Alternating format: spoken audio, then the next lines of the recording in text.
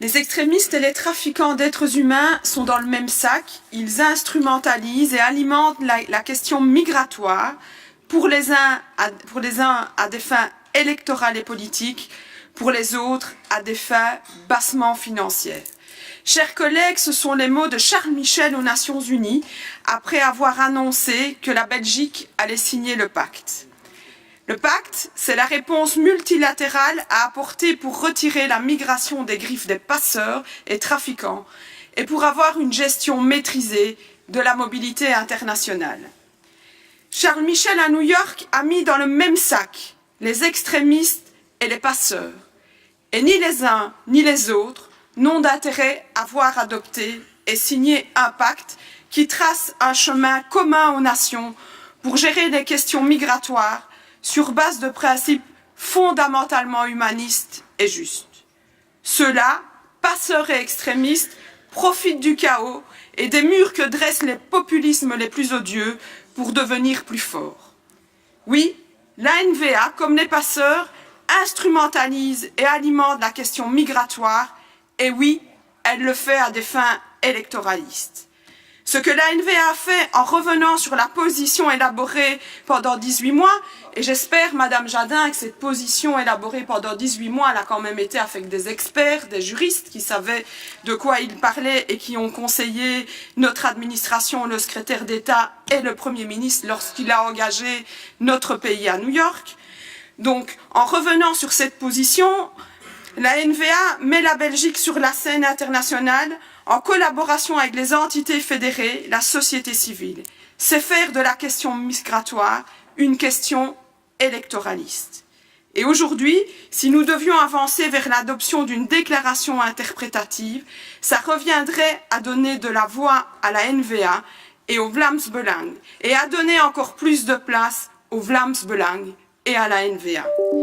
C'est donner à ces deux partis l'occasion de se faire mousser sur le dos de la désespérance humaine, de se faire mousser sur le dos de la migration.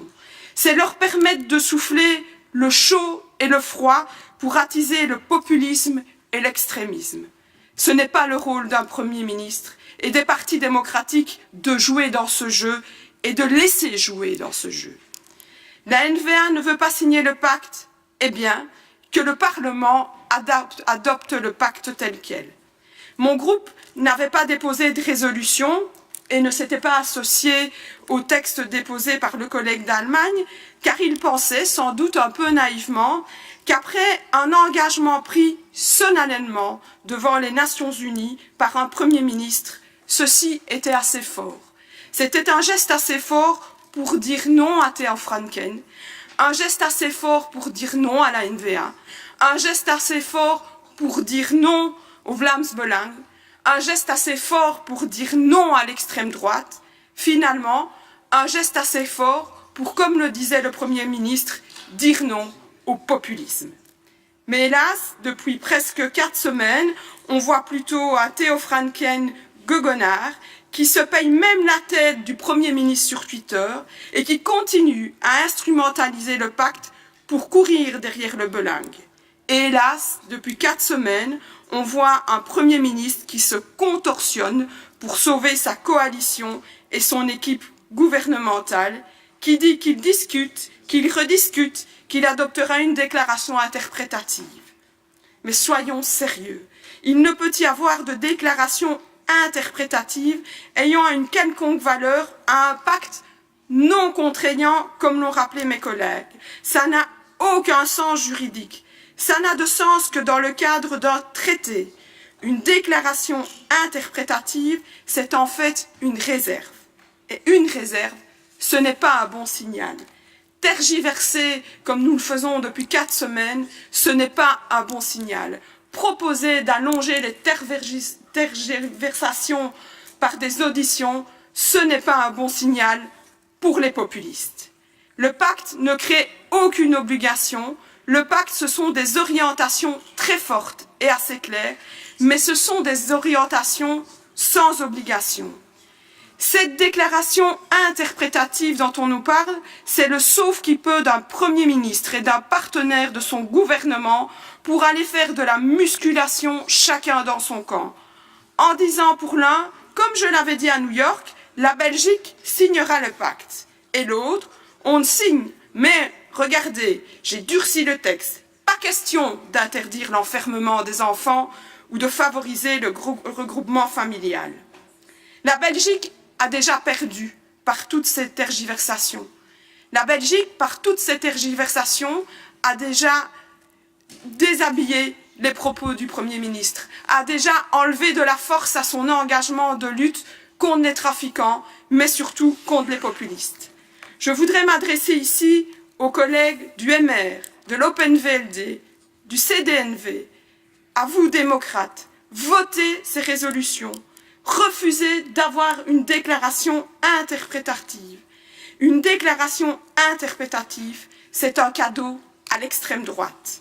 Signons sans condition, comme la France, l'Allemagne et tant d'autres. Je voulais savoir si on comptait aussi déshabiller le ministre des Affaires étrangères qui hier déclarait à Rabat, et je vais le citer, je vais reprendre l'article, ce document a fait couler beaucoup d'encre dans de nombreux pays, y compris dans le mien, et il est une avancée majeure. C'est l'aboutissement à l'échelle mondiale des initiatives de dialogue enclenchées il y a 10 ans. Il laisse à chaque État libre de l'appliquer comme il l'entend. Est-ce que ça veut dire qu'après avoir déshabillé le Premier ministre, aujourd'hui nous allons, pour faire plaisir à la NVA et à M. Franken, aussi un peu déshabiller le ministre des Affaires étrangères, comme ça, à part M. Franken, tout le monde sera tout nu dans ce gouvernement. Mais je voudrais surtout dire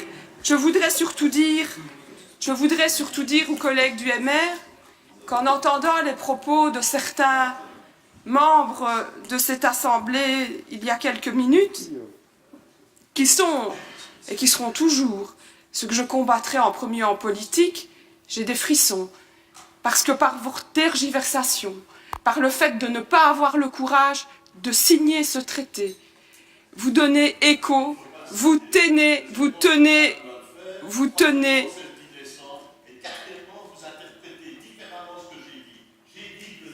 Nous avions notre lecture du texte, que nous ne changeons pas d'avis, que ce texte n'est pas contraignant, alors signez-le, etc. Alors arrêtez